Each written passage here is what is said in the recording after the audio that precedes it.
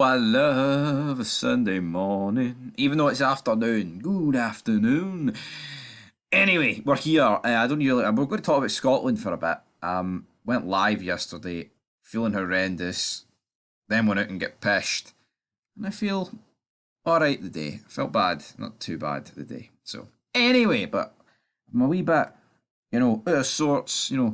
Suffering a wee bit, but nothing major. But Steve Clarke said he had to give cuddles and kick back sads, 'cause there's the bottom line, 'cause Stone Cold said so. Is it? Alright, how about we reel it in, everybody? Oh, we've got something else loading in here, but we'll just go through a few comments. We have to learn from the Swiss. Very good. A bit of a struggle for the Swiss. They probably didn't play as well as they can.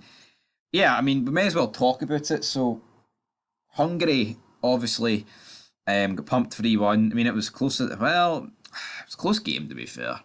Very close game.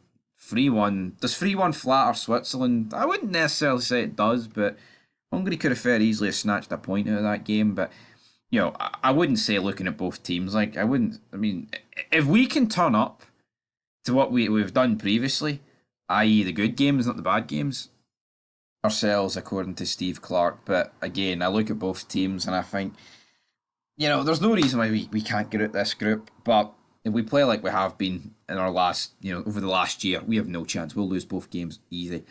And I will stand by it. I think Clarke needs to go. I think we would be better. Well, I know we would be better if we sacked him right now. I genuinely believe that. There'd be more hope going into these next two games. Manager bounce. I know it doesn't really exist per se, maybe in international football, but I think he's got to leave. Now again, right? Maybe Steve Clarke can somehow turn it around, troops, right? And I'll be saying, how's he done that? As I'm trying to tie my shoelace, I'll be like, oh well, how's he done that? I mean, if Clarke gets us through the group with 2 wins, I can't sit here and say that he has to walk. But what I'm saying is, I think he should walk if we don't get through. And you'll always look fondly back and say, well, you got us to 2 tournaments, and I get it. The argument will be, well, it's never been easier to qualify, and that's a fucking very good argument. But yeah, a wee bit different for the World Cup. As for the Euros, there's no fucking excuse not to qualify for the Euros, man. Backdoor entries. I mean, we're in the League A, the Nations League, so I think the back door will be firmly shut there. But is what it is now.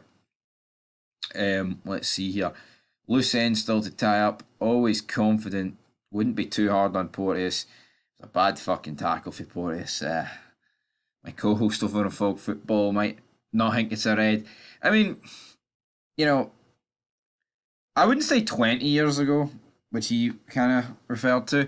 But, once upon a time in football, that was alright. As long as you got the ball, that was it. And I mean, I do like my football hard hitting, right? I like my CDMs, my centre backs going ballistic at each other, into each other, snapping each other. I do. I'm not going to sit here and pretend I like it when someone gets poked and they roll about and they start feigning injury, right? I like my football hard. Oh, I like it hard. I like it quiet, but I don't like it quiet. I like it loud. Scooter. But you know again, I'm not going to complain why it was a red, right? But I do like my football hard. I'm not fucking advocating, right, that every second tackle has to be a leg breaker. By the way, I'm not. But there's not too many complaints about it. But is what it is. Gundogan's all right. I mean, he could have broke his leg. I can't sit here and deny that. But I do like my football hard, is what I'm going to say. But yeah, wouldn't be too hard on Porteous. Goal difference, safety, net gone.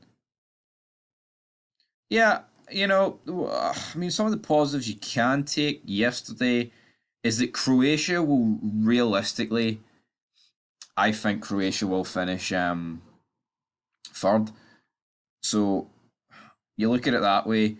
Say Italy beat them, that takes them on to -4 goal difference. You would expect Croatia to beat Albania, but I wouldn't be surprised if it's a draw, and that changes everything. What we need, right, is like Ukraine and Belgium to win all their games, apart from against each other. Well, I mean, against each other doesn't really matter. and then Slovakia and Romania to lose all their games and draw with each other, which puts the third place team on a point. That's what we need. You know, I look at Group F. You'd want Portugal and Turkey to do the same. Then when Georgia and Czech Republic play each other, they draw. That's the ideal situation that we're looking at. Absolutely. And then obviously when we play, the Germany, we'll know Hungary. I mean, realistically, Hungary's probably going to get beat by Germany. That's what we need to happen. And then hopefully we can beat Switzerland. And hell, even a point against Switzerland's good in my opinion, because it gets us to the last day and the last game. You're taking on Hungary, and you both need to win for that third spot. Bearing in mind that they lose against Germany, but yeah, guys. I mean, I'm liking the Euros so far. I mean, Friday was really bad. I'm not gonna, you know, pretend otherwise, but yeah, no bets up either. That's really bad as well. But we're back with more content over on Fog Football. I might do a watch along to Poland, Holland. There'll be no shots though. No, I'm not. Had too much last night. Oh, aye.